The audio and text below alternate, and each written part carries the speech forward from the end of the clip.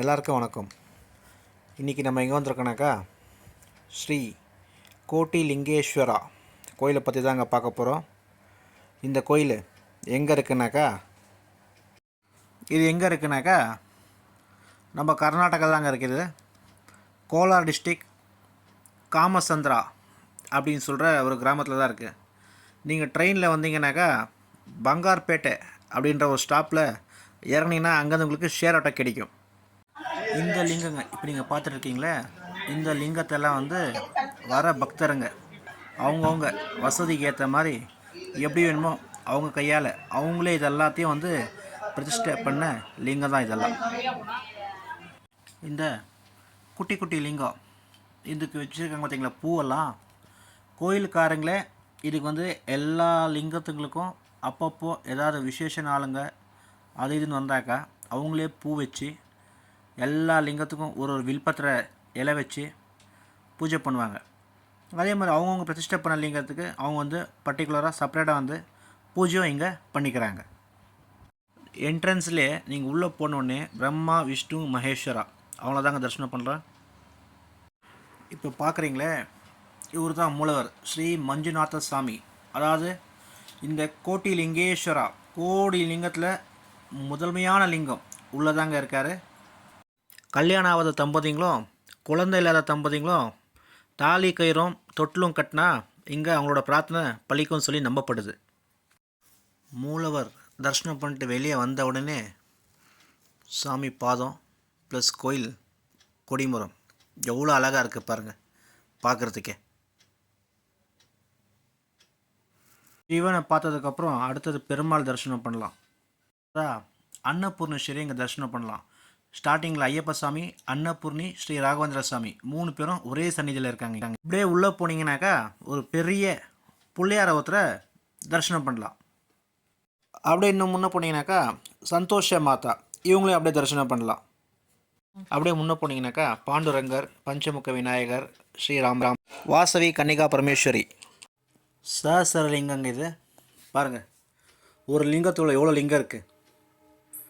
இந்த 2 லிங்கம் நம்மளோட லிங்கம். நம்ம போய் அப்படியே அபிஷேகம் பண்ணி பூஜை பண்ணிவிட்டு வந்திருக்கோம். நம்ம பாருங்கள் எப்படி இருக்குன்னு, எவ்வளோ லிங்கம் இருக்குது. திருமண பக்கம்லாம் வெறும் சிவன் தாங்க, செம்மையாக இருக்குது. பாருங்க, கோடி லிங்கம் ஸ்ரீ கோட்டி லிங்கேஸ்வரா. எந்த பக்கம் பார்த்தாலும் சிவமயமாக தான் இருக்கு.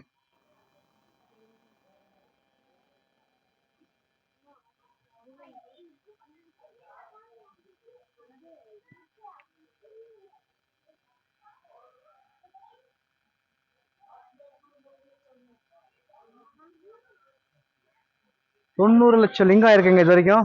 இன்னும் 10 லட்சம் லிங்கம் சேர்ந்தாக்கா 1 கோடி லிங்கம். கோட்டி லிங்கேஸ்வரா பார்க்கவே பாருங்க, ஒவ்வொரு சிவபக்தனுக்கும் நம்ம அப்ப சிவன். திருமண பக்கம்லாம் சிவன் தாங்க, எந்த பக்கம் பார்த்தாலும் உங்களுக்கு சிவமயம் தான்.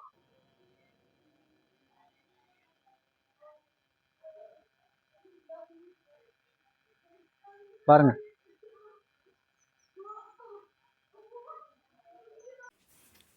அப்படியே எல்லாம் முடிச்சுட்டு கிளம்பும் போது பார்த்தீங்கன்னாக்கா 108 அடி லிங்கங்க. சும்மா வானத்தையே தொடுற மாதிரி எப்படி இருக்காரு பாருங்க. 108 அடி சிவலிங்கங்க இது.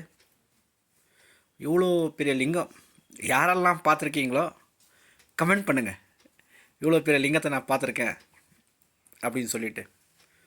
பாருங்கள் எவ்வளோ பிரம்மாண்டமாக வானத்தையே தொடுற மாதிரி இருக்கார்.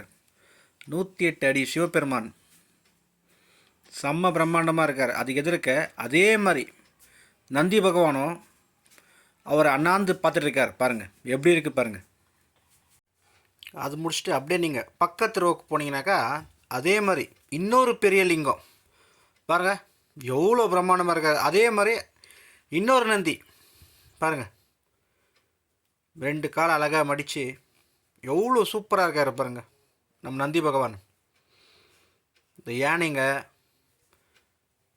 எதிர்க்க பாருங்கள், இங்கே ஒரு யானை, அங்கே ஒரு யானை, இங்கேயும் அதே மாதிரி. எங்கே பார்த்தாலும் சிவலிங்கம், அப்புறம் நிறைய அம்மனுங்க ஃபுல் அண்ட் ஃபுல்லாக பாருங்கள். காமாட்சி அம்மன் அந்த ரோ ஃபுல்லாக வெறும் அம்மன் சிலைங்க தாங்க ஃபுல்லாக இருக்குது.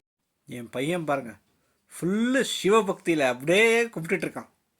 கலசம் பாருங்கள், எவ்வளோ பெரிய கலசம், செம்மையாக இருக்குல்ல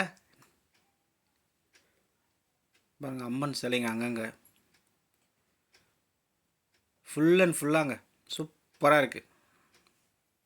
அவ்வளோதாங்க. தரிசனம் பண்ணிட்டு வெளியே வந்தீங்கன்னாக்கா கோயில் திருக்குளம் பாருங்கள் எவ்வளோ அழகாக இருக்குது திருக்குளம். தரிசனம் முடிச்சுட்டு வெளியே வந்தீங்கன்னாக்கா கிட்ஸ் விளையாடுறதுக்கு அருமையாக இருக்குது. நிறைய ஆட்டம் ஆடுறதுக்கு பாருங்கள். குழந்தைங்களுக்கு பொழுதுபோக்கு சூப்பராக இருக்குது வெளியே. அதே மாதிரி ஹார்ஸ் ரைடு அதுவும் செம்மையாக இருக்குது. குட்டி குட்டி பசங்க பெரியவங்க எல்லாருமே நல்லா ஹார்ஸ் ரைடும் பண்ணலாம். 1 டே ட்ரிப்பு அப்படின்னாக்கா இது ஆறாமல் நீங்கள் பிளான் பண்ணிட்டு போயிட்டு வந்துடலாம். தேங்க்யூ.